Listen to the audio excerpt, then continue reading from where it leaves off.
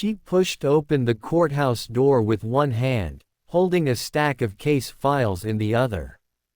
No suit, no robe, no nameplate, just a simple blouse and jeans. She looked like any other black woman trying to handle paperwork on her lunch break. The clerk barely glanced up. A thin, sharp-faced woman with glasses sitting low on her nose. "You're in the wrong line," she barked.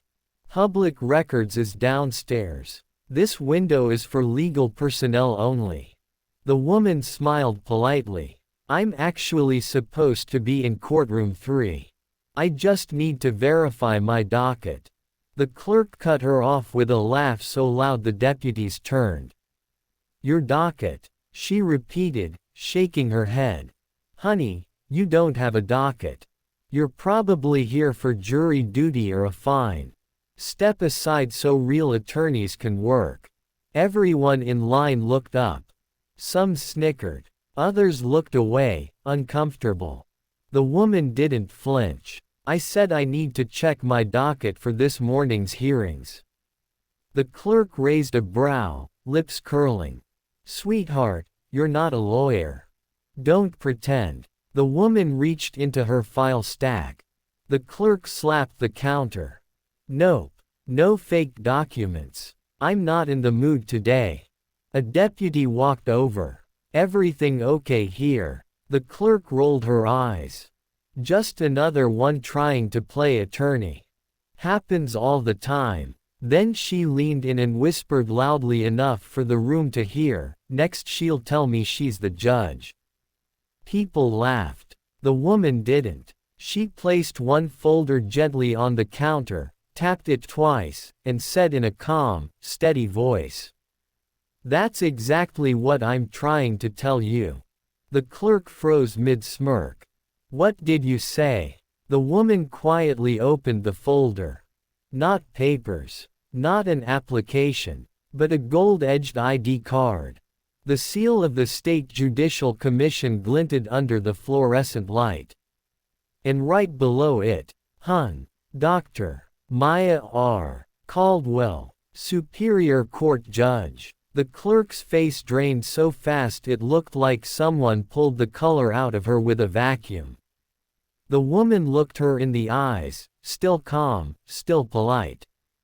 But with a power the room hadn't felt a second earlier. "I told you," Judge Caldwell said softly. "I have a docket today." The clerk stumbled back, because she could already tell. This judge wasn't here for paperwork. She was here for something else. Something the clerk just triggered. The clerk's hands fluttered uselessly at her keyboard, her voice suddenly thin. Judge Caldwell, I didn't realize." Judge Caldwell didn't raise her voice. She didn't need to. She simply closed the folder and said, "You didn't ask who I was. You assumed." Her tone was steady, calm, but everyone in the lobby felt the weight in it. The deputies straightened. Even the people sitting on the benches leaned forward, sensing something building. The clerk swallowed hard. I'm so sorry, Your Honor. If I'd known." Maya held up one finger, barely a gesture, but it silenced the whole room.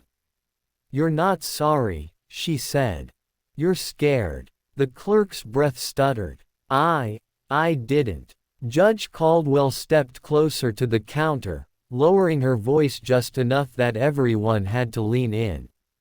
"When I was a public defender," she said quietly, "I watched you speak to people the same way you just spoke to me." The clerk blinked, then blinked again. A tiny crack of panic opened in her expression.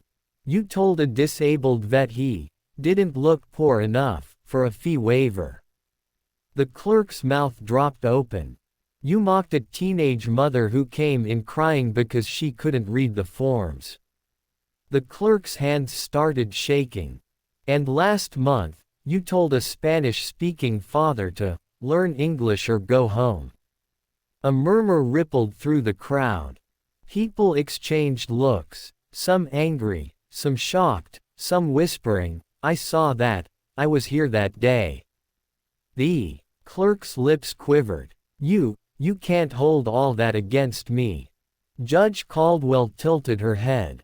"I didn't." She set a second folder on the counter. "You held it against yourself." The clerk stared blankly. "What is that?" Maya tapped the folder. "My notes. Every time someone filed a complaint against you, and walked away thinking no one cared." The clerk's knees wobbled. "Wait, but the old judge never." "The old judge retired," Maya said. "And I didn't." The clerk drew in a sharp breath. "But, I didn't know those complaints were real. People exaggerate." Judge Caldwell leaned in just an inch. Her voice dropped to a razor-soft whisper. "You laughed at the wrong woman today." The room fell silent. So silent that even the printers in the back office seemed to stop. The clerk opened her mouth to beg. But before she could speak, a familiar voice called out from behind Judge Caldwell. "Judge, do you need me to bring the full report?" Everyone turned as the court administrator, the clerk's direct supervisor, walked into the lobby holding a thick binder. The clerk's eyes filled with dread. "And no, please, not that." Judge Caldwell straightened, her calmness returning like a reset. "Yes," she said. "Bring it." And the way she said it told the entire courthouse one thing. This wasn't just a correction.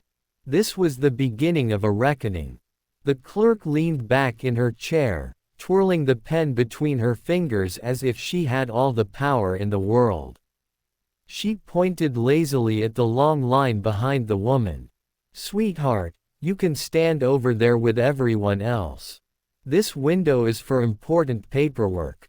The black woman raised an eyebrow. "Important paperwork," she repeated calmly. The clerk smirked. "Yes.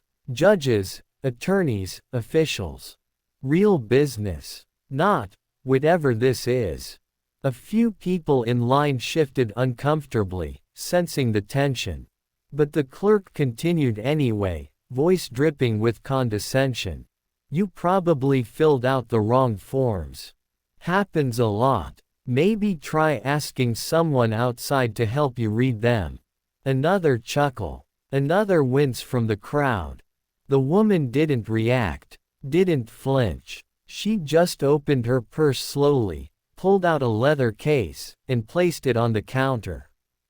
The clerk laughed again, until the woman flipped it open. A gold badge. A judge's seal. Her name engraved. And the clerk's smile began to collapse like wet paper. The clerk's face drained of color. She leaned in closer, hoping, praying, that she had read it wrong. But the badge didn't change. "Why you're a judge," she stammered. The woman nodded calmly. "I am. And I'm here for my own courtroom's docket review." A quiet gasp rippled through the people waiting in line.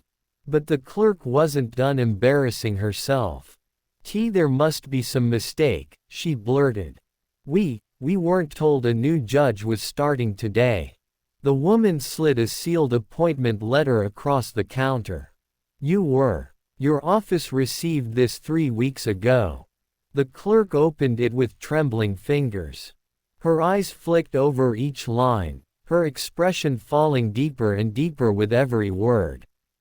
The new judge, appointed by the state, effective immediately, and standing right in front of her.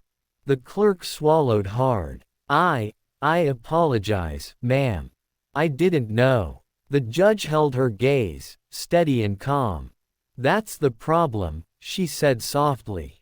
"You didn't want to know." The clerk's hands shook as she hurried to unlock the service gate. Please, Your Honor, come right in," she said, her voice suddenly soft, overly sweet, nothing like the arrogance she'd shown moments earlier. But the judge didn't move. Instead, she glanced at the long line of people who had watched everything unfold, People who had been ignored, rushed, or spoken down to by the same clerk. Before I go anywhere, the judge said, I want to know something. The clerk froze. Oh, of course.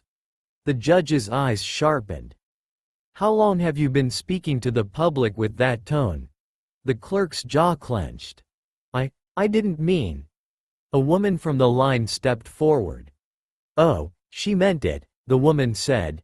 She talks to us like we're dirt every single week. Another person chimed in. She yelled at me last month for asking a simple question. And she laughed at my husband, someone else added. Just like she laughed at you. The clerk spun around, panicked. That's not true. They're lying. But the judge held up a hand. Enough. Silence washed over the room. I came here today to review my docket, the judge said quietly. But it seems I'll be reviewing something else first.